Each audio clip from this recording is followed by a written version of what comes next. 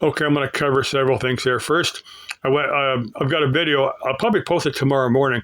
I was going to head down to the Strellas and hike some of those trails and get the video of those, but I've got to do a job tomorrow, so I'll probably post that video early and then go do that job. I've done quite a few that way. I know Pole Barn Garage was looking for an air compressor from somewhere, and I have seen them over at WSM. Most of the ones over there are older, and you'd probably have to put some do some repair work on them because they probably have stuff wrong with them. So you'd want to get them cheap, and then go. I saw one, but I'm not sure if this is one is about a 5 or 10 horse. I think it's 5 horse. That would probably be big enough to paint with. I think you did at least 3 CFM, their high pressure air to paint with. And this one had a refrigerated cooler on it. That's a little air conditioning unit that air run through to take all the moisture out. That would be handy to have on a paint rig. But so this one was in a part of the yard that's already been bid on, so it may not be available. But if you go to their website, WSMauctioneers.com, you can see the material, the items that they do have for sale. I said, this is, if you're getting this to, to put in your operation there at new property you got in New Mexico, a trip to Phoenix would not, maybe 500 or 600-800 miles, something like that, depending on what part of New Mexico you're in. That might not be, if you got it cheap enough, that might not be too bad a deal. Just put that out there. Let's see. I only heard this from one source. It was from Tagesschau. It was in German, and I only understood part of it. What was it? Earthquake, but Erdbeben. Something like that. That's not quite right, but in my American tongue was very much to speak English, but it was a 6.2 magnitude earthquake that hit Istanbul. It had today's date on there, but I don't hear that from any other source. So that might be just something old or something, because I remember something like that. I mean, earthquake similar to that happened maybe 6 months or a year ago. I periodically think about this. It's a very interesting story. There was a lady I used to work on her air conditioner. The lady up in Litchfield. I'm sure she's gone by now, because last time I talked to her 25, 30 years ago, she wasn't in the best of health then, and she was up in years pretty good too. But there was like a 41 Packard, something like that. I got to walk around this thing a bunch of times. I'm sure somebody has it. It's just sitting in a museum, or it's gotten restored or something. It's too valuable a car to have been junked. I'm sure somebody's either restored it or plans to restore it, because the body was pretty nice, but I just wondered what had happened to it. Now, the story behind this car. Now, the guy that had bought it was a Navy pilot that had got killed at the Battle of Midway in '42. He had bought it, just drove it a little bit, then he got shipped overseas. Then he got killed at the Battle of Midway. Kind of an interest. Or that was a story that was told to me, that it's a 41 Packard. So that makes a lot of sense. That's probably the history behind that car. I just periodically think about it.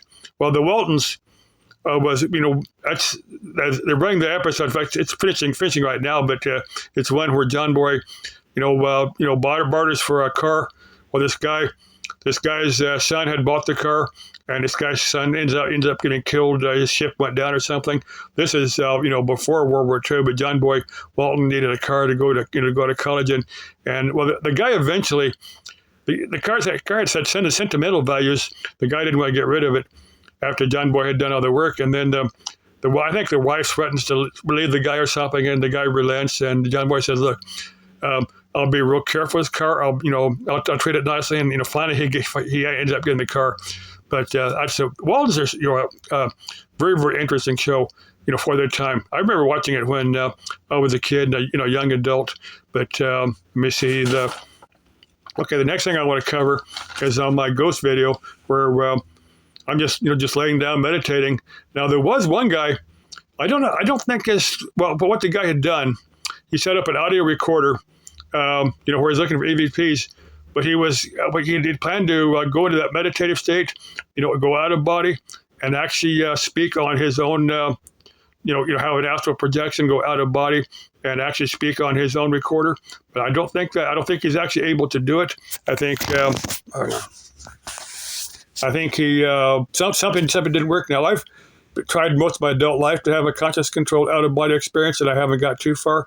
Now, there's unless you've actually attempted to do this. Now, well, we all go out of body, during deep sleep. We all go out of body and don't remember, or if we do remember, or most of us, if we do remember, it's in the dream. But there are a few people that can consciously go out of body, and there's a few people that have a spontaneous. A lot of people are frightened, when they have what they call a spontaneous out of body experience, because they really don't understand what it is. But I would be extremely excited myself. But that's what Eckankar. That's what they do. They call it spirit travel or soul travel, something like that. But their objective is to meet up with God.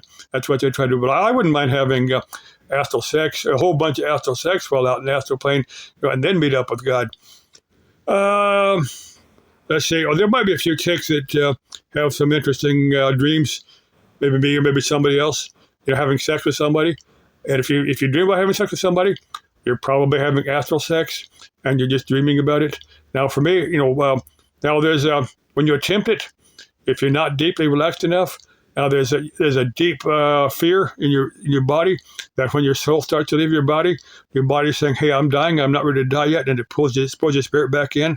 Unless you've actually experienced that, that's something.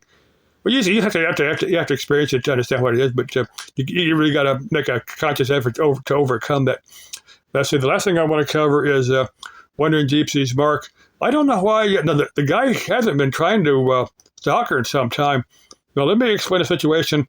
I don't know why Wandering Gypsy doesn't go more into what happened, but I guess maybe I do understand the reasons and agree with them, but I have no problem discussing it with. But well, this Mark guy, apparently, I'm guessing at one time he had a girlfriend as, what was her name? Middle name was Sarah, but, Monica Sarah O'Donnell or something, McDonald or something like that. And he thought Wandering Gypsy Sarah was an ex-girlfriend. He was going around looking for her. He would go look in places that she had posted from where she'd been months ago, but there was an individual that interacted with me, and first he threatened me, and I said, I'm not someone you really want to threaten. And after about a week of corresponding, on my videos, he apologized to me and said, "Look, I've got some mental illness due to my time in the service, and I accept his apology." But his videos of him stalking Sarah stopped just about the same time that the guy interacted with me and apologized to me. So I'm thinking the guy that interacted with me is this smart guy. I don't know why Sarah doesn't come out and just say, "Hey, James, you got to stalk off my back." I don't know why she can't say that. But anyway, it is what it is, I suppose.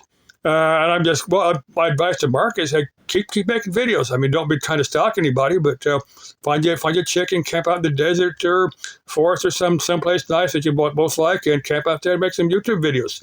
Keep making YouTube videos. Just because you're no longer trying to stalk somebody, you can still make videos. You can still make some interesting videos that make them long enough to where people would enjoy watching them. Let's see. I think I covered everything. I hope Wandering Gypsy Sarah understands my reason for for posting my videos of about her stalker, because I'm happy that this guy's no longer pursuing her, and that he's got his life straightened out. I'm happy that I had I was some part of helping two people. That's the way I see it. Okay, love y'all. Bye bye.